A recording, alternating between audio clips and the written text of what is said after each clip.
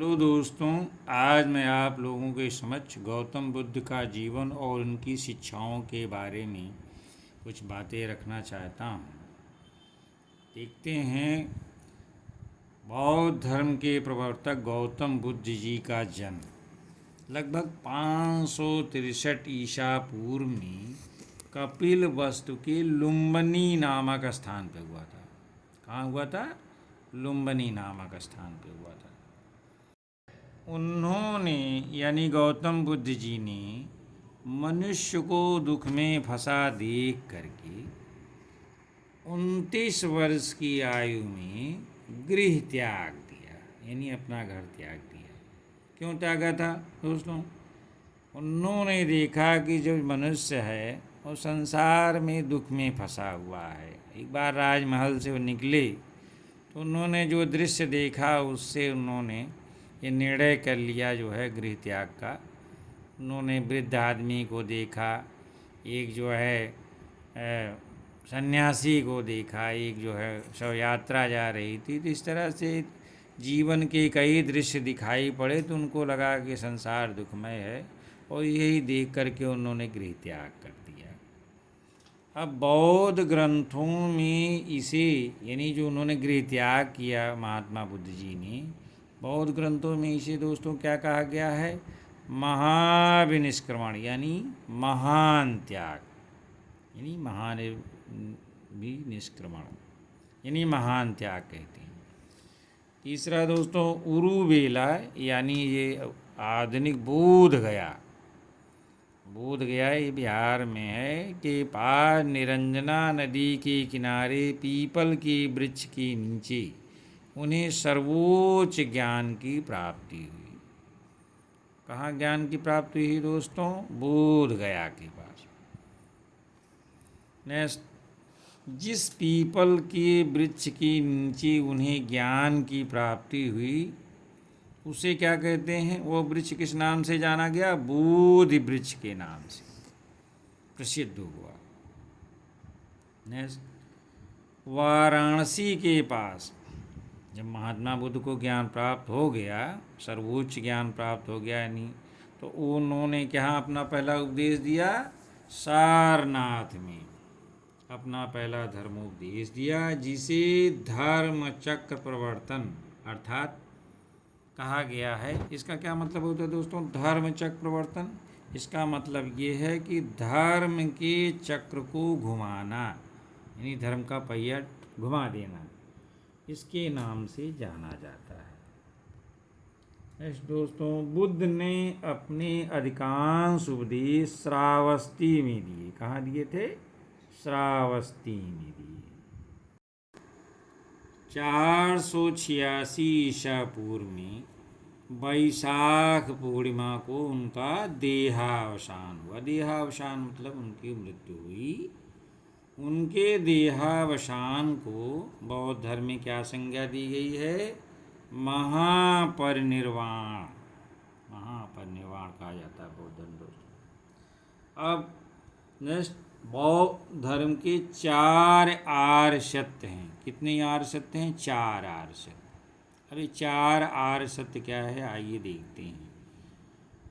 बौद्ध धर्म का पहला आर्य सत्य ये है दोस्तों कि दुख, यानी संसार में चारों तरफ दुख ही दुख है। यानी ये संसार जिसे हम सुख समझते हैं वास्तव में यहाँ दुख ही दुख है। दूसरा है दुख समुदाय। अब दुख जो ये समुदाय है, ये दूसरा आर्य सत्य है। इसका मतलब ये है कि जो संसार में दुख दिखाई देता है, कष्ट, उसका कारण क्या है? ये तृष्णा यानी माया मोह लोभ जो है मनुष्य को घेरता है या उसके रहता है, तो यही कारण है दुख का। तीसरा दुख निरोध। तीसरा जो है तृष्णा का नाश कर देने से ही दुखों से मुक्ति प्राप्त हो सकती है। यानी जो तृष्णा है, ये माया मोह का, इसका बंधन भक्तिकालीन कवियों ने भी कहा है कि इनको जो अगर हम नाश कर देते हैं तभी दुख से मुक्ति प्राप्त हो सकती है। नेक्स्ट, दुख निरोध का मार्ग, यानी ये दुख कैसे दूर होगा, इसका एक मार्ग भी है। यानी माया मोह तृष्णा के विनाश के लिए बौद्ध धर्मों में अष्टांगिक मार्ग का अनुसरण करना चाहिए। नहीं, चौथा आर्य सत्य क्या है कि दुख निरोध का मार्ग है, तृष्णा के विनाश के लिए अष्टांगिक मार्ग का अनुसरण करना चाहिए। अष्टांगिक मार्ग जो है, जो कि दुख निरोध का मार्ग है, तो बौद्ध ग्रंथों में अष्टांगिक मार्ग के बारे में क्या बताया गया? मेन बात देखिए, पहली बात ये अष्टांगिक मार्ग में पहला है सम्यक दृष्टि। इसका मतलब जो सत्य है, जो सच्चा है, जो उस पर विश्वास करना चाहिए, ऐसी दृष्टि रखिए कि सच्ची चीज़ें आपको दिखाई दें, यानी यही सम्यक दृष्टि है। दूसरा है सम्यक संकल्प। सम्यक संकल्प मतलब जो सत्य आपको दिखाई देता है उसका विचार करें अपने मन में, उस सत्य का विचार आपके मन में आए। तीसरा है सम्यक वाणी। सम्यक वाणी का मतलब देखने से पता चल जाता है कि मधुर यानी मीठा बोलें और सत्य बोलें।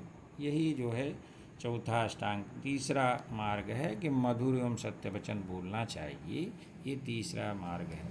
चौथा है सम्यक कर्मान, यानी मनुष्य को सदाचार पूर्ण आचरण करना चाहिए।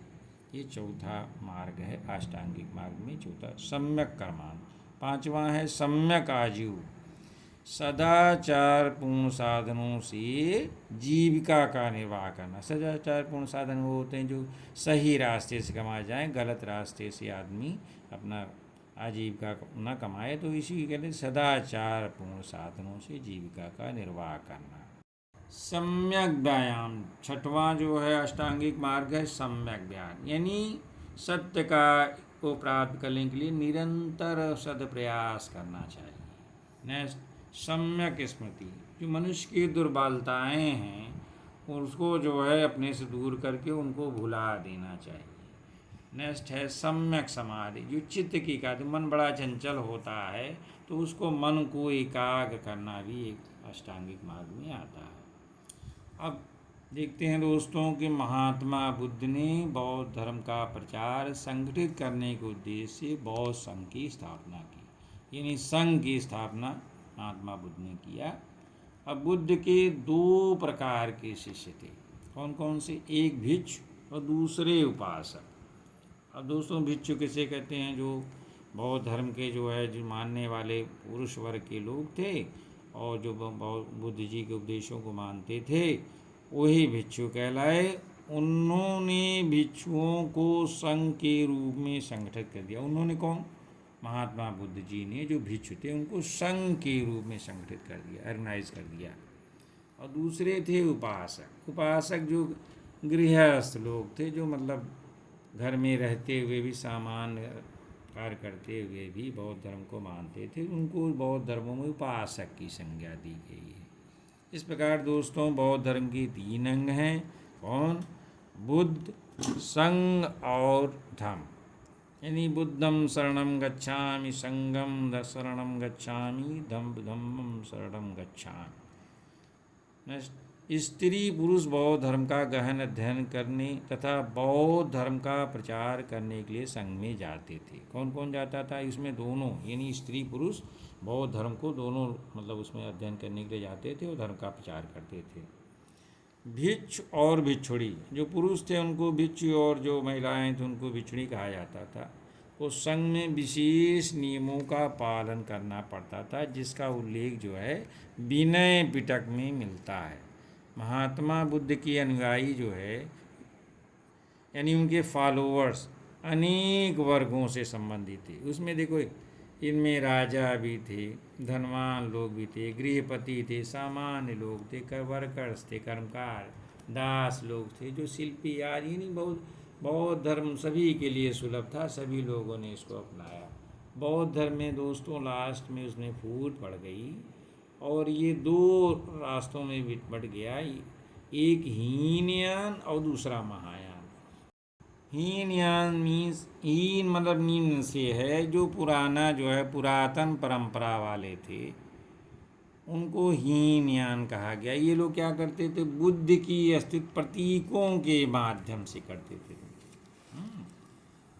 बुद्ध की स्थित प्रतीकों के माध्यम से करते थे और इनकी मुख्य भाषा उनकी मुख्य भाषा यानी हीनयान को मानने वालों की भाषा क्या थी? पाली। उस समय जो चलती थी पाली भाषा उस थी।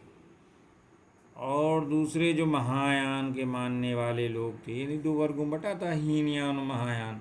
महा से मतलब उच्च से है। अब महायानी जो लोग हैं बौद्ध धर्म को मानने वाले, वो मूर्ति पूजा में विश्वास करते हैं।